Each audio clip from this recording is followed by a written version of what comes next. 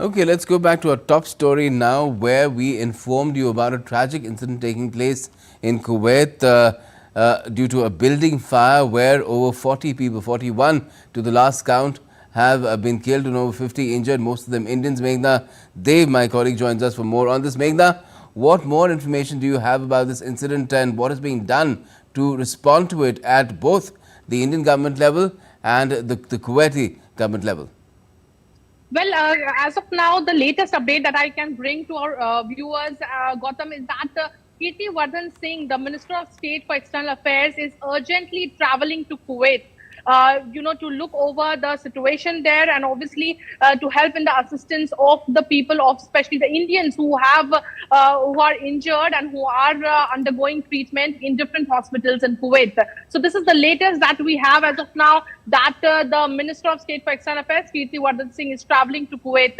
And when we ask the ministry officials, they have been telling us that he will be leaving as soon as possible for Kuwait. Now, obviously, we know that Prime Minister Narendra Modi has also said that the situation is very saddening, and our embassy there, Ambassador Adarsh, has been visiting the site of the incident as well. Besides that, he has been also meeting the people who are admitted in hospitals. About 30 people, 30 Indians are admitted in different hospitals near that area, and they are undergoing treatment. While it is being said that all the 30 who are admitted in hospitals are currently stable, but definitely the number of over 40 people have died, and it is feared that most of them are Indians. And what reports are also suggesting that there were about 140 to 160 people living in that building.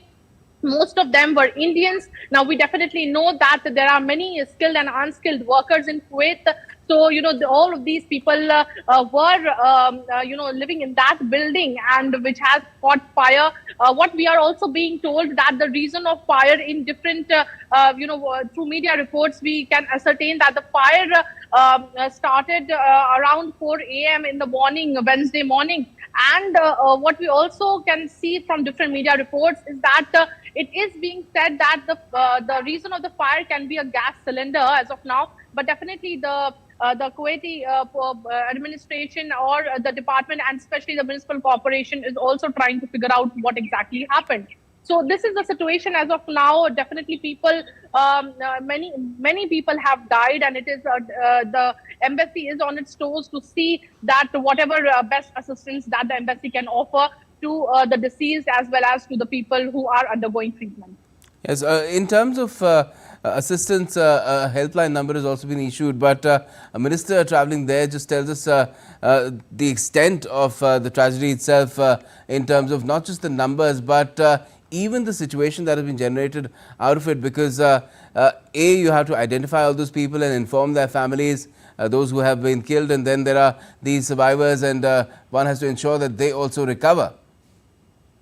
Yes, the Ministry of External Affairs currently, Gautam, has put out a tweet where they have said that the minister is also going to coordinate with local authorities for early repatriation of mortal remains of those who have died in this unfortunate incident. So as you were saying, so identifying the mortal remains is also a very important, or we can say a very difficult and gruesome task for that matter, because when we're talking here, we are talking about burns. We are not talking about other kind of deaths which happened during maybe a fight or something like that. This is a situation where the body is burnt. It has there are different kinds of degrees of burn, which makes it difficult for the medics or paramedics or the forensic teams to identify the body as well. So definitely it is a tough task, and bringing back the mortal remains in itself is important, obviously. And besides that, a number of paperwork also needs to be done. So maybe that is one of the important reasons that the minister has been sent urgently to Kuwait. Having said that, we definitely know a number of blue-collar workers from India. Indians are also one of the biggest expatriate community in Kuwait. For that matter, 1 million strong expatriate community in Kuwait. So that makes it one of the biggest. Besides that, there are a number of people who are working in different sectors, be it accountancy, IT, most of them in the IT sector. But the largest portion of the expatriate community is the skilled, unskilled workers who are there in Kuwait. Now, through media reports, also we get to know that quite a few of them are from the southern part of India who are working there and who have been caught under this unfortunate incident. So we'll definitely have more details once officially the details would come out, because in such situations, which is very dynamic, the official details take quite time to come out, because it has to be verified, and then it also has to be verified with the embassy as well as the Kuwaiti administration and officials. Right, and I believe a probe has also been ordered, because we've already Yes. heard a high-level Kuwaiti official minister, in fact, saying that there are certain people who can be blamed for this incident to take place. What do we know more about, in terms of where this fire has taken place and the profile of these workers? So what we definitely get to know through reports that the first Deputy Prime Minister Sheikh Fahad Al Yusuf has ordered that all the labor camps, any violations that is happening in such labor camps, this was also a labor camp where there were about 140 to 160 people who were living. So all these labor camps violations will be checked in these places. Also, in this particular camp where this unfortunate incident has taken place, the person who owns this place will also be taken in for interrogation, and action will be taken against him. Besides that, also, there is a specific number that you cannot probably accommodate more than these people in such kind of camps. So all of that violations will also be taken into consideration.